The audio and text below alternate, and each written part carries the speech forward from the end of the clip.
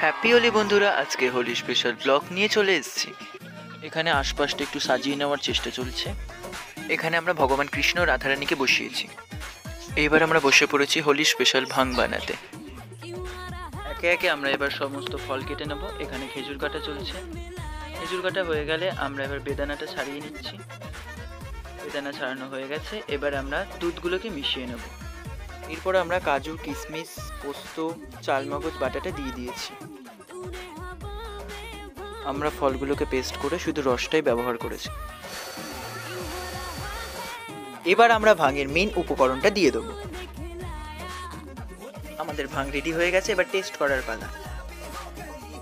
ভাং খাওয়ার পর কি হয়েছে তা নিশ্চয়ই তোমরা বুঝতে পারছো। আপ আ গয়া মটকি তোড়নে কা টাইম।